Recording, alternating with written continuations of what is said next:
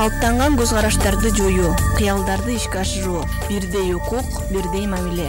Аймактарда даярдалган теңдик уктуруусун сунуштайбыз.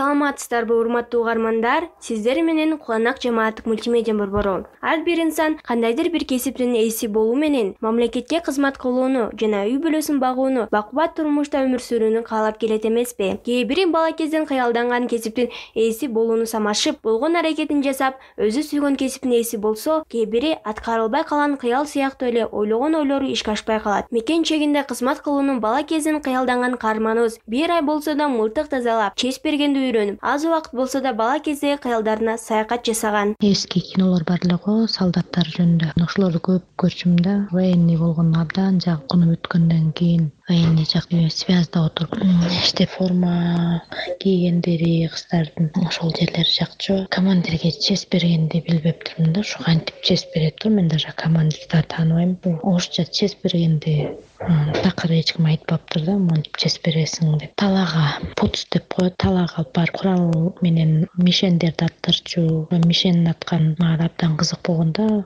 Алыс жактарга коюп коет экен, улам бирөө чыкканда улам бирөөнү атасың. Эгер жакшы атсаң, ошо снайперликке көтөрүлөт экенсиң да. Пистолет менен жеңил эле деп ойлочумун. Кармасам аябай оор экен, эки кол менен кармап атыш керек. Анын өзүнүн эрежеси менен атпасаң ата албайсың да. Ошол жерде мага атканда биринчи жолу автоматты кармап атканда одиночкага коюп атпай, мен ылдамына коюп алыптырмын. Жатып алып атканда астынан бетимди шыпырып кете жаздаганда ал аябай күч менен атылат экен да. Армиядан балдарды эмес, кыздарды деле тарбиялайт экен, ал жерден мекенди сүйүүгө, эл жериңди коргоого. Мен эгер жаш болсом, армия бар болсо, кыздардын армиясы бармакмын армияга. Азыр кыздарым үйдө ошо эски пропускаларым бар да, ошо пропусканы көрүп кыздарым: "Апа, сиз эмне солдат болдуңуз беле, армияга бардыңыз беле?" деп сурап калышты да. Анан жок, кыздарыма мен ушинтип иштегем десем аябай кызыгышкан да. Форма кийген аябай жакшынакай болуп калат турбайбы, эмне үчүн кыздардын армиясы жок